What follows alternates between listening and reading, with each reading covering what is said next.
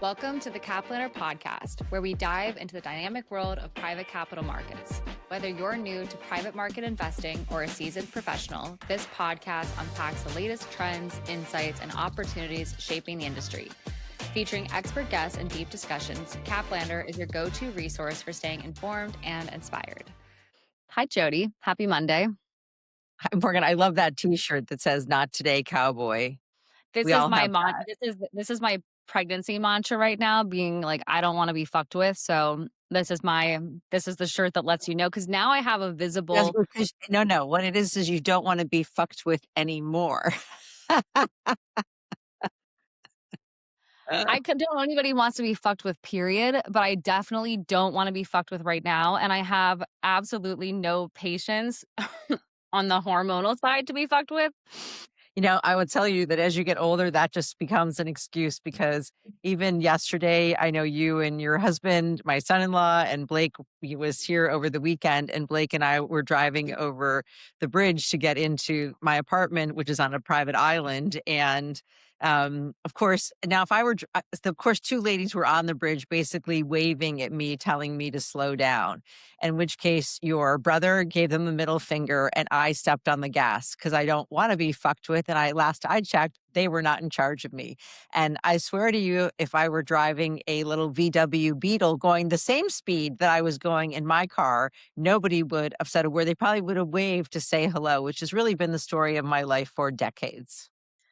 In Mill Valley, the house we grew up in you drove up a hill and you had to take a steep left turn to get up the hill. And somebody's driveway was at the base of that hill. And Yeah. they had one of those little like yellow people with the signs being like, slow down, And a like flag. kids at And a play. flag. Right. Had a flag. With the flag. And Jody's game coming home from dinner, because we never really ate dinner at home because Jody didn't cook, was Because how Jody was quickly. working, may I add. Hello, which is why we're all Right, here because today, but okay.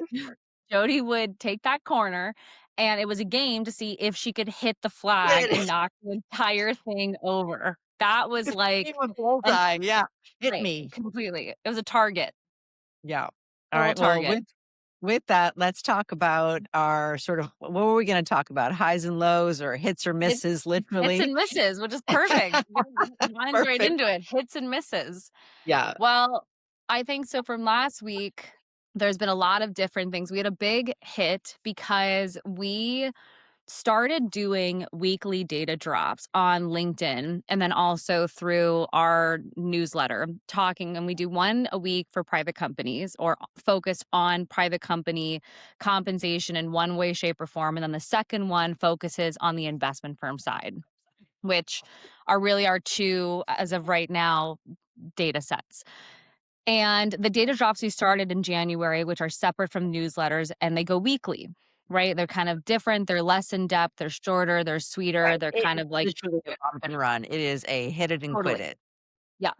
And with this, we've also been playing with boosting some of the posts and everything last week. But this just shows like the little behind the scenes of the family business piece is I take over the initial haul of the writing and I send it to Jody to review. Yeah. And Jody's going into an appointment.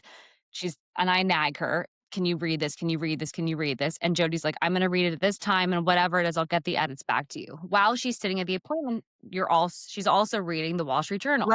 Let's be honest, is that I do better when I'm doing more things at once. If you just give me one thing to do, I don't typically get it done. But if I have multiple things going on, then I get them all done and I'm very efficient. So typically when I'm reading one thing, I also like to be switching back and forth between reading other things, which in this case really did serve us. Right. So the article, well, I guess you tell. What was the article that you were reading?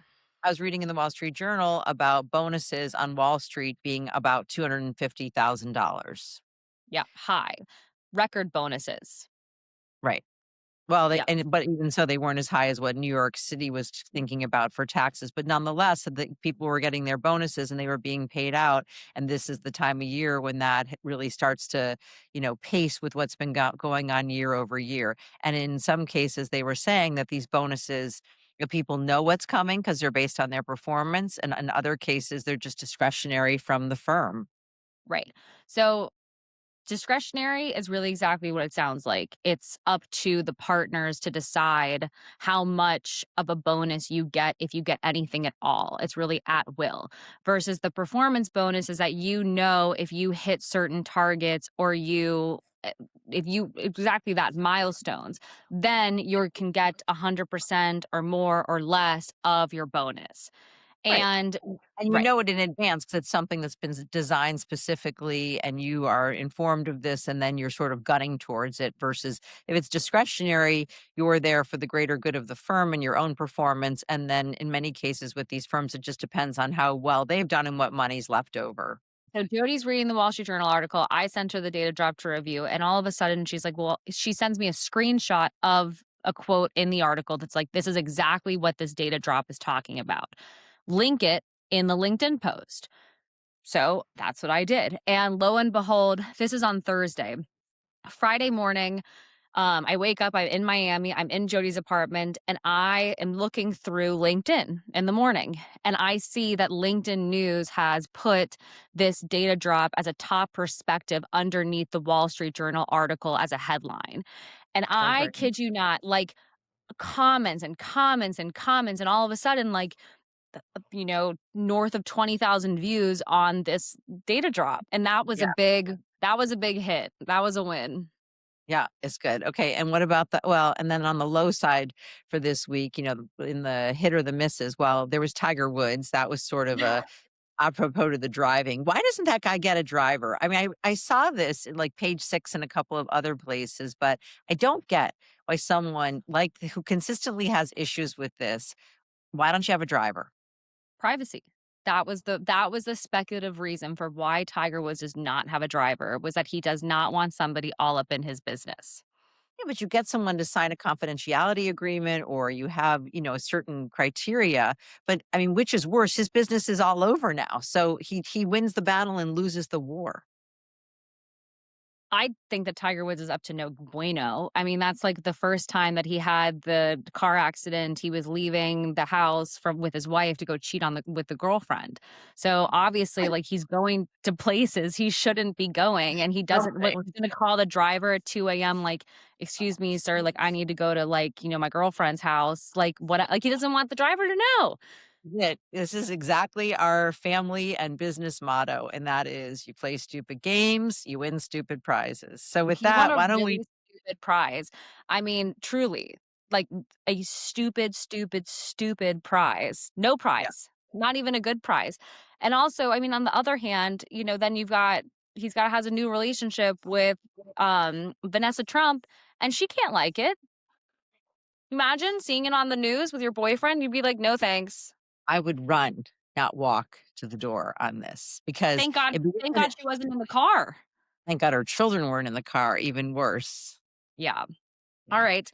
So, that was our Who tells you hit. who they are, believe them. I know that's really tough, but not today, cowboy. When someone tells you who they are, they are telling you the truth. That is true. Well, that leads us actually into a really positive way because our guest today is Nate DaPore. Nate DaPore is the executive chairman of Roo Partners. Nate leads the investment team and supports the executive search team executing executive searches for boards of directors, CEOs, C suite leaders, and their direct reports in the technology and healthcare markets. Hi, Nate. Thanks for joining us. Hi, good to see you, Morgan. Obviously, we give an introduction beforehand so people kind of know who Mhm. you are. But in your own words, can you introduce yourself and tell us a little bit about what you do? Yeah, absolutely. My name is Nate DePore. I'm a founder and managing partner of Roo Capital. We're a venture capital firm headquartered here in Miami, as well as New York City. Our headquarters is in Miami. We have an office up in New York in the meatpacking district up there. We've got a great team of folks up there, and I'll talk maybe a little bit later about why we picked having kind of this dual office, concept on the East Coast. But quick background. Two-time founder, and then was an operator at a third business. First company was a healthcare software company. I started in 2000 with two other guys, and that became a really big success. And then did an HR tech software company, and then went into the world of executive search. Was recruited by a search firm that I had used to do executive search after we sold my second company. Went into that world and really loved it and learned how to master finding great talent for middle market, low middle market private equity firms. It kind of took a lot of the concepts and lessons from there and built this firm, Roo Capital, around that. So And this Roo is firm is at the tail end of kangaroo, right? Is that how you that came up is, with it? that's right. So it was my husband's Australian, and so when we were sitting around trying to think of names for the firm, we weren't going to call it Kangaroo Capital.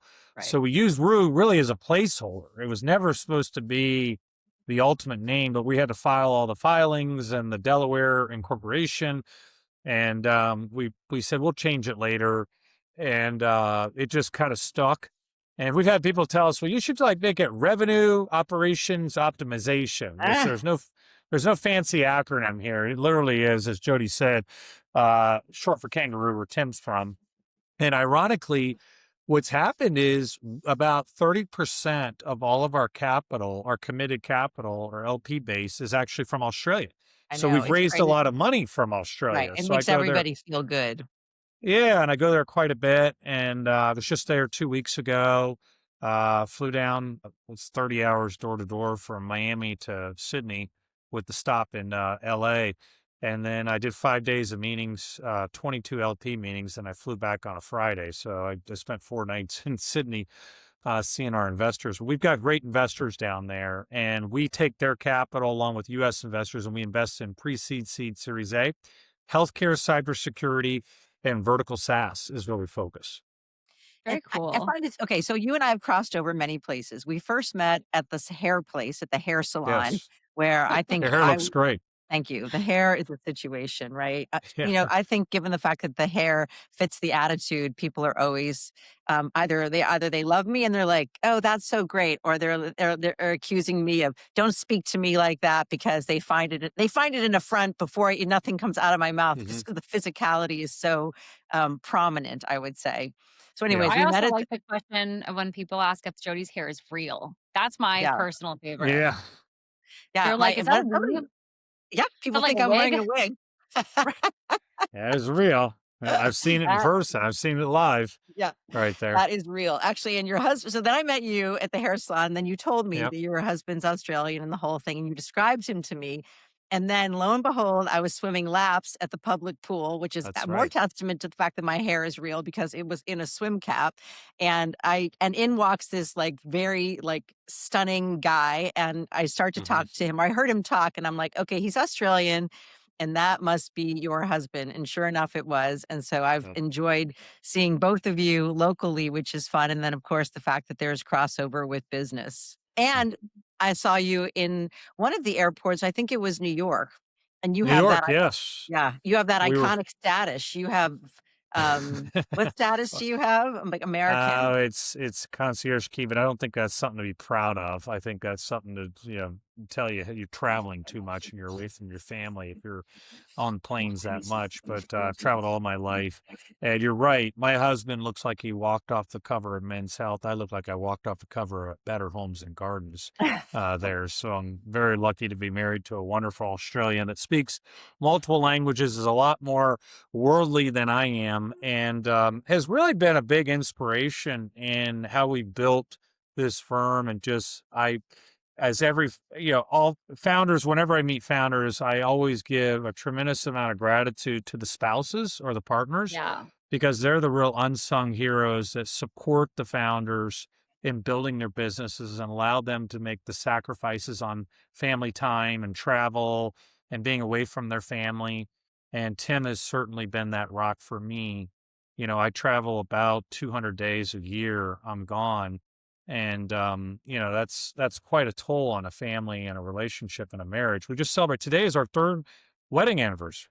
Today is Oh, our Oh, that's three-year happy wedding nice. anniversary. anniversary. And so great day. Super happy to have that. And Yeah, it's like a it's been yin-yang, great. you know? It's a nice balance. I think that exactly what you're saying, the partnership behind the scenes, because you obviously have the business relationship, but then what it is to have the family element of it and the family relationship piece is really what powers the machine. I mean, Jody and I are a little bit in a different boat because obviously we work together. So that's like we have the business relationship, but then the mom piece. But I always feel that a little bit with my own spouse, where he and I are very, very different, but a nice balance. Yeah. Well, I think that and this is one of these sort of Jody-isms, is that how you do anything is how you do everything, and that holistic nature and approach. And I feel like, you and I share that, Nate, and you think about your relationship with your husband and how you run the business, and then your relationship with your LPs as well as the founders is all very consistent. So maybe you could enlighten Yeah. us with your family and, your sort of Nate mindset.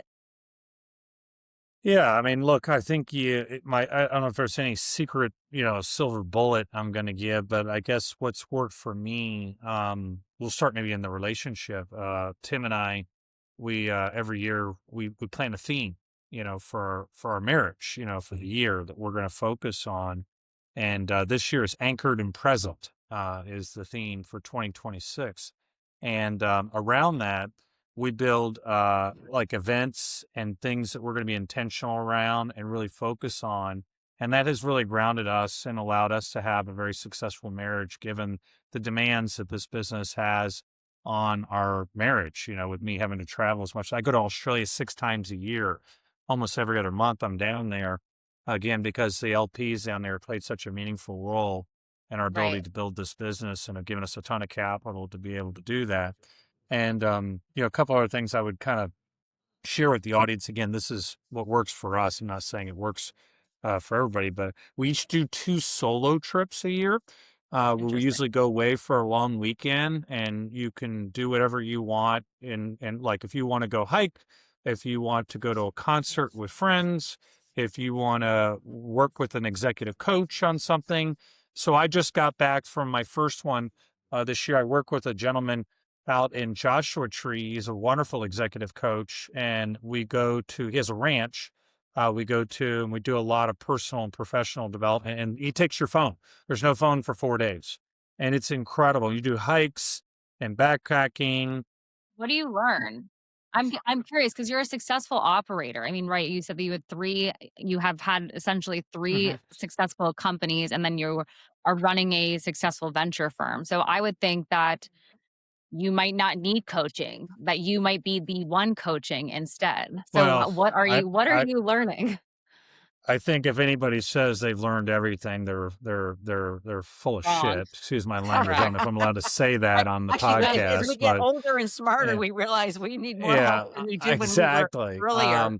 I've heard the saying, "Life is a journey, not a destination," and I don't think I've always prided myself on being a lifelong learner, and I think that's what's helped me be success is to constantly learn and constantly be able to fall silent and reflect and find opportunities to be even a better leader, a husband, a mentor to people.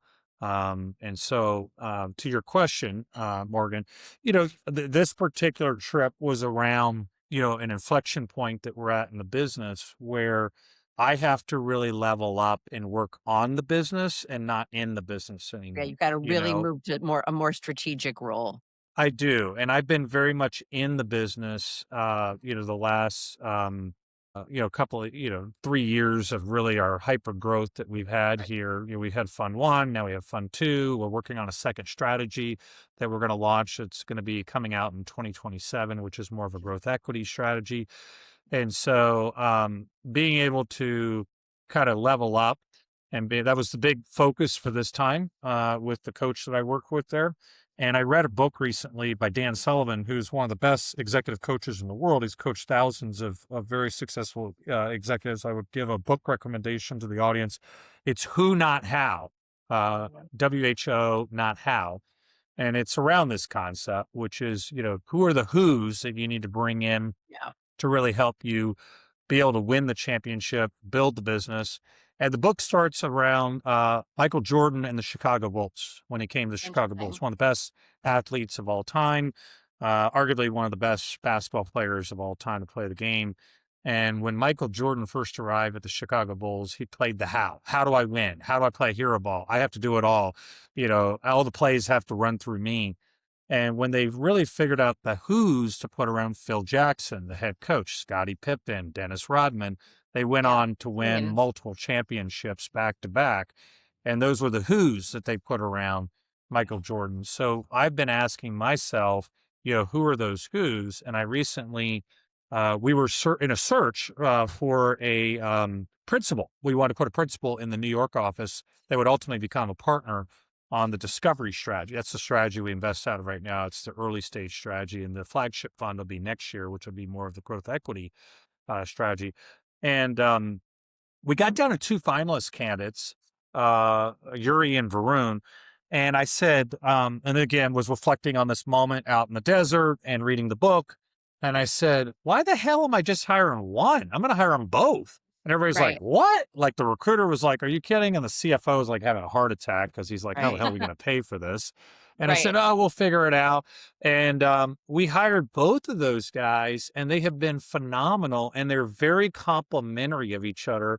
And Yin it was a yang. force multiplier Right. for me to relieve me of a lot of the day to day and again level up. And they have taken off so much stuff off my plate in such a short period of time by doing that. And those are the who's. I found two incredible who's to help play the game with, and they've been great. So Who Not How by Dan Yeah. Sullivan. There. The talent piece is really interesting. I mean, I look at this with there's a lot of public tech companies who have been very open about laying people off because they believe that they can replace those talent or those individuals with AI. And then they're turning around and they're realizing they can't do that, and they're scrambling to bring those to figure out what to do. I have to laugh because every time we start talking, Nate starts typing. And this is this Well, I I had really somebody have was to pinging laugh me, and I because had to like tell them Nate is I'm on a podcast right now. I this I'm apologize, is looking what I at but love. Jody and she's just I, smiling, and I'm looking here and I'm I like, "Oh my know. god, I love that somebody else is doing this too, Jody, 'Cause because this usually I'm in morning trouble. Morgan's usually she's the one not paying attention. Like this morning I'm well, on my the phone hands with are her. here; they're not on the keyboard. This morning Um, I'm asking Jody a question about a proposal for a client, and I kid you not, the other end of the phone is just radio silent.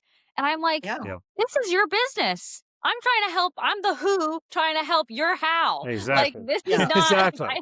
I need your attention." Well, Um, I had Well, ADD growing up, right. attention That's what I was deficit gonna say. You disorder. probably have to do that in order to focus. It's like when we did a webinar once during COVID, Yeah, and the guy was not only in his car, but he still had his seatbelt on. right. Oh my god, I've done that before. I've been on Zooms with people. I was like, "Where are you?" I'm like, "I'm in the back of an Uber, somewhere here." so But funny. I think that, again, if there was I want to go back to something you said, Morgan, which is, how we made the marriage work, and that theme and the anchoring, and we kind of drifted off into who not how and the retreat that I just did. I really think that the audience, because I'm sure you have a lot of busy executives that are in the audience that are from capital formation or capital firms, here. Be intentional around setting up a framework that works for you and your spouse and your partner, is what I would Yeah. tell you. What if you There's don't have a no, spouse or a partner? What if you're oh, single? I still think you should do one. Absolutely. I mean, I think it doesn't matter. I mean, it certainly is, ours is built around the two of us, Right. here, but you can absolutely do this around, if you're an individual and you don't have a spouse or partner. I think absolutely, Right, because you're you could do celebrating this. your 3rd anniversary, so what was it like 6 years ago or 5 years ago or 8 years ago? Well, I was a hot mess back then, Yeah. on my dating side, on my dating scene. Being gay, I was definitely having fun in New York City, Right. back then. But no, I think you got to find what works for you, and you got to set, some goals, personal and professional, and you work towards those, and hopefully they make you a better person. So do Yeah, the solo trips. And the other part I wanted to be before I I forget, I I we, actually really think your solo trips are such an I mean, I'm actually intrigued by it because my Mhm. grandparents have been married for 65 going on 66 years, and neither of them have ever taken a solo trip ever. in their Oh yeah. entire marriage history. Like, and if my, when my grandmother came and stayed like in with us when we were kids and left my grandfather was home alone, I will never forget when she got home one time and all of the mail was in a laundry basket because he was not even gonna sort through the mail when she was Worse gone. than that, Nate, he moved. This was when the kids were little and I was traveling for work and building the business. My father would move from his Mm. side of the bed to her side of the bed to sleep because he didn't want to change the sheets or, have whatever with the housekeeper. And then worse than that, he'd move to a completely different room if need be, if he thought that room was like a pile on. Wow. Completely Wow. different generation. So I think you reflect a very modern generation. But I have a question for you. When you inside of your firm, is this Mhm. something that you discuss or is this like just something that we get to hear? Like, do you have a mantra within the firm for your, Oh, yeah. yeah. We we What is we that? incur well, a couple of things. I have never had a vacation policy in all the companies that I've Yeah. run. We have unlimited vacation. They can take as much as they want. Obviously, they have to get the job done. Right. Just get the job Um, done. but, we encourage people to go away and take time for themselves. And we really anchor around, our core values that really allow us to have that ability. And, one of the core values is be a guide, Guide, be a guide. And it's being a guide to each other, but also being a guide to the founders that we get to work with, here every day. And in order to be a guide, you have to become an expert or you have to work on a skill set. You have to Right. invest in yourself. You have to sharpen those skills and you have to find that passion to be really good. I've been a pilot since I was 13 years old. I have 8,000 hours, fly all different types of aircraft, there. And you don't get to fly jets now. You don't get to fly jets without building that expertise and that experience in One those step. hours. And the Right. same thing applies to, again, whatever the passion is that you have, you've got to go out there and really exercise that muscle and be good at it. So we do. It's not just unique to Tim and I. It's something that I really push on. And the one I wanted to tell you because I know I've tried to get this in. Take 2 trips together that you've Okay. never been to somewhere. So we're going to Egypt in May. We both kiteboard and we're going kiteboarding in the Red Sea, and that's something we've wanted to do. And so it's a country we haven't been to. We both want to go. And the other one is we're going to Vietnam at the end of the year. Interesting. We haven't been to Vietnam. And Tim's very worldly. He's traveled to more countries than I have. I think his count's somewhere in the 60s. Mine's in the low 40s. And, we want to both continue to kind of check those off. And that's where we do something together that we love. And we're able to go and experience a new place together that neither one of us have I have been. two pieces of Uh, advice for you. One, when you go yep. kite surfing, make sure that you get the insurance so that if something happens, you get airlifted back because usually people, break something on the That's landing. called a kite mare. They call it a Yeah, kite that's a mare great when you mare. have a So kite get some mare. insurance, Right. the global insurance So that will airlift you back to the United States. But I highly Right. doubt that the healthcare in the Middle East is as good as the US. And then Right. second of all, when you go to Vietnam, don't pet the Monkeys. monkeys. So I I went won't.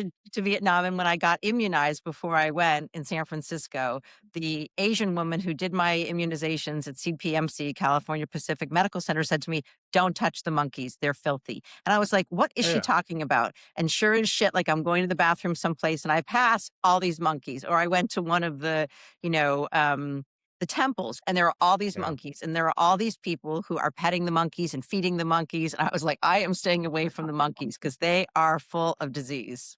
Oh boy. That Yeah. is that is definitely tough. Morgan, I know you're going to do a wind up for us. What do you have? I Your mean, I favorite have question? actually yeah, I think it's interesting because obviously you're an operator by background, but then you're investing Hmm. in operators too, and then running the venture firm.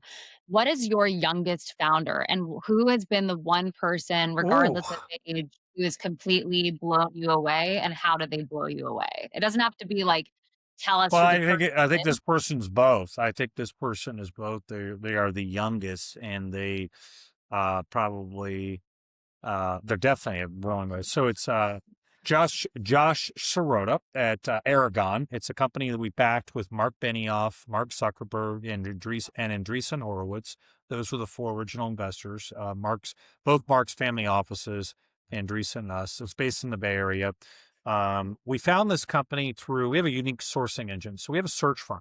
We have an executive search firm in-house that does our search work as well as search work for 30 other private equity firms. So I brought 5 guys from the last search firm over, and we stood that up. And that's kind of the unique part about Roo is we're not just an allocator, an investor. I say that most VCs are like seagulls. They fly in for the board meeting, they shit all over the place, fly out for the next one.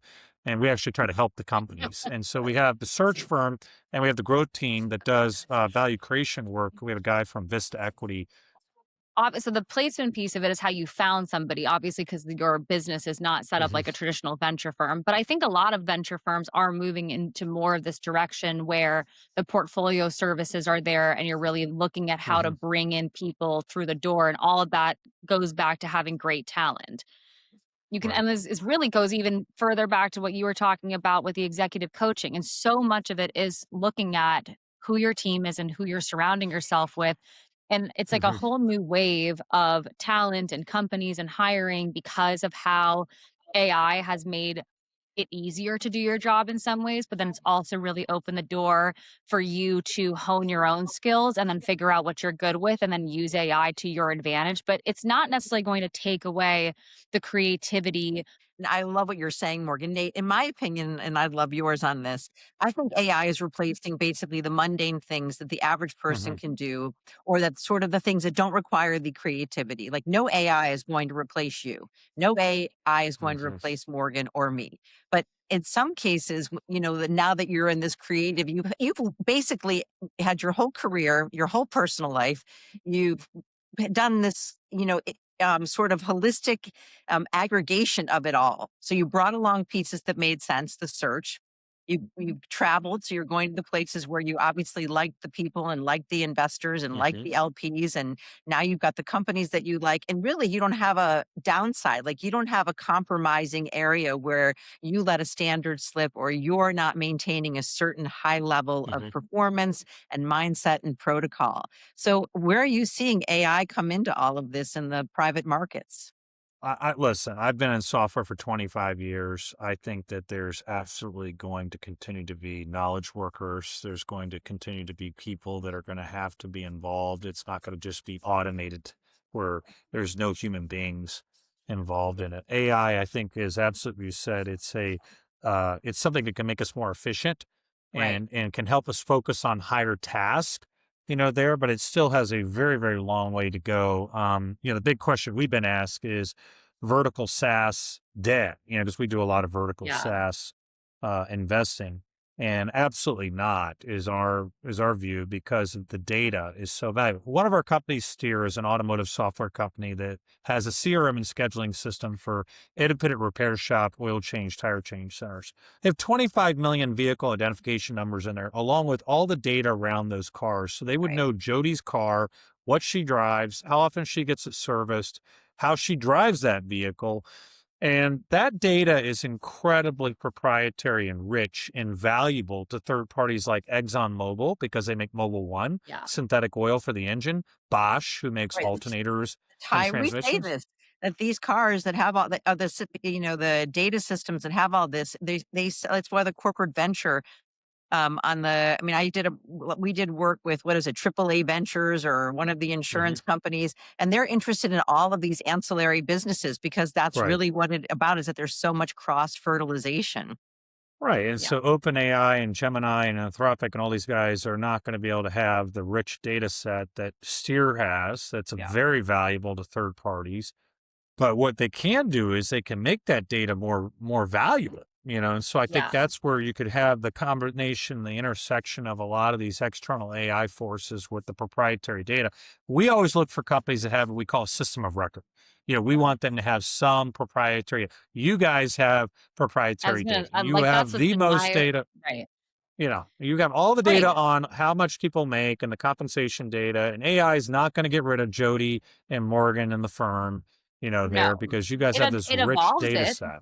Right? Yeah, I mean, I think part of it it is does. like we have a whole AI tool coming on our platform. I mean, we're in like beta testing mode of it now, but so much of it is that we haven't done anything because Mhm. you didn't know what to do in the beginning.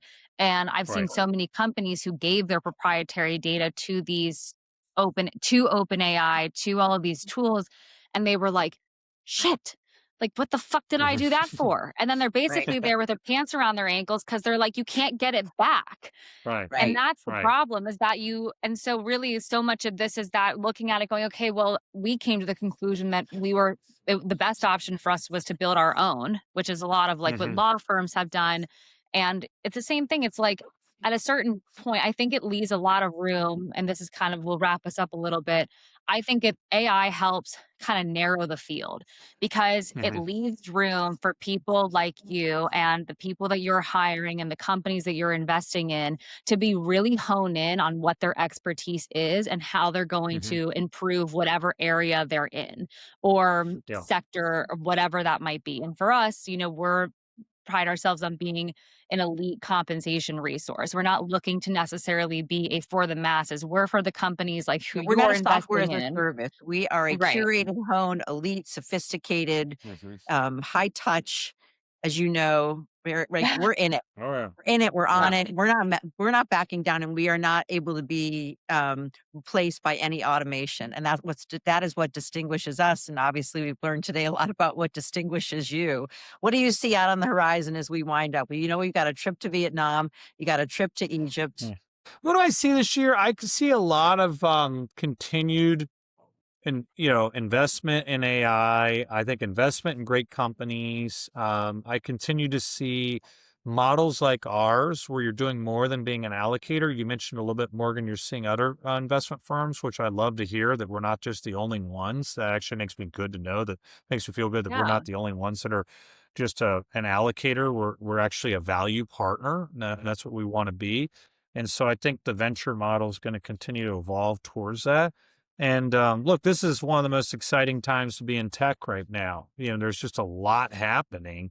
And you see companies like Aragon that can go from 0 to 50 million in a year. It's just incredible to see that type of growth, which normally would have taken, 5 to 8 years in the old world. But it's exciting to see that. Yeah, and they're And doing it with half as many people and half as much capital as what it would have required in the past. yeah, that's exactly right. Although I will, next time I'll be back on the podcast, I have a thesis on vibe coding that it's not all that's cracked out to be. But that's a whole nother, we could spend 15 minutes on that, there. So I've really enjoyed my time with you guys today. And hopefully I gave a few little nuggets for folks out there in More the than a audience few. that can help them out. I'm like an old manatee out in that bay right there in Biscayne Bay. I've been run over by a few boats with with some prop marks on my back. I I try to share actually some do war have stories I wanna there. know your last piece of it. So you're off you have all these positive things, but what happened how have you, I guess, when you have gotten run over by that boat and you do have Mhm. the propeller marks, how do you pull yourself back up? Well, I mean, we had a pretty, horrific, personal tragedy a couple of years ago. We lost our kids, and I don't think it gets any worse than that. Our twins passed, and I think in a circumstance like that, it was Tim and I, leaning on each other, and it really brought us together. And the two of us having that bond and that shared purpose and shared values helped us endure through some pretty substantial grief that we had to work through. And I think the work stuff is trivial compared to that. I oftentimes tell people like, people freak out about something at business. We lost a deal or a customer fired us or we didn't get the financing. I'm like, nobody died. It's not the end of the world. Yeah. You're It going to puts things endure. in I promise perspective. you. You're going to get through it, And I remember Steve Jobs' famous quote is you're going to get hit in the head with a brick, but you're really going to be defined how you get back up and you keep going. And I've been hit in the head with a lot of bricks. And, my mantra is just get back up. I always say you get 24 hours to be depressed and upset when you've had something bad happen in business, and then you got to move on. You got to move on. You get 24 hours to feel bad, reflect, try to figure out what happened, but then you got to move on and you process things through Sarah, shock, anger, reconciliation, and acceptance. You just have to move through those stages, and you got to get through reconciliation. Some people get stuck in shock and anger and they just are bitter and they can't get over it. And you Yeah. have to get to reconciliation and you have to accept the outcome and move on.